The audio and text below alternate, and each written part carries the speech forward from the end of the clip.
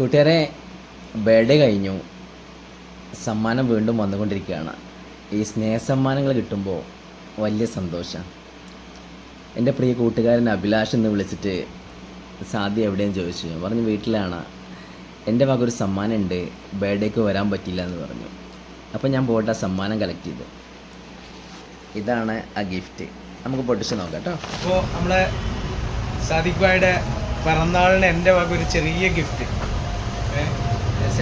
വലിയ സന്തോഷം. വീട്ടിൽ എന്നെ വിളിച്ചിട്ട് പറഞ്ഞു ഇങ്ങനെ ഗിഫ്റ്റിൻ്റെ അറിഞ്ഞപ്പോൾ ഞാൻ വാങ്ങിക്കാൻ വന്നതാണ്. പിറന്നാളിന് പുള്ളിക്കാരന് വരാൻ പറ്റിയിട്ടില്ല. നമ്മളടുത്ത സുഹൃത്താണ്, ബാങ്കിലെ ആളാണ്, എനിക്ക് ഒരുപാട് ഇഷ്ടമാണ്. ആളീ കാണുന്ന പോലെ നല്ല സേവനം ചെയ്യുന്ന ആളാണ്. എന്താ പറയുക, സാദിഖ് ഭായിയുടെ ഈ ചൈത്രയാത്ര ഇനിയും ഒരുപാട് ഉയരങ്ങളിലേക്ക് എത്തട്ടെ എന്ന് ആശംസിക്കുകയാണ്. ഒരുപാട് പേർക്ക് താങ്ങും തണലും ആയി വളരട്ടെ. എല്ലാവിധ ആശംസകളും, ജന്മദിനാശംസകളും എല്ലാം. പെർഫ്യൂമിൻ്റെ ഒരു ഹ്യൂജ് കളക്ഷൻ ആട്ടോ. ഒന്നൊന്നല്ല, 4 പീസാണ്. മാഷാ അല്ലാ. നമുക്കൊന്ന് സ്മെല്ല് ചെയ്തൊക്കെ എങ്ങനെയുണ്ട്. മാഷാ അല്ലാ, അടിപൊളി സമ്മാനമാണ്. ഇബ്ര പെർഫ്യൂംസ് ആണ്. 2,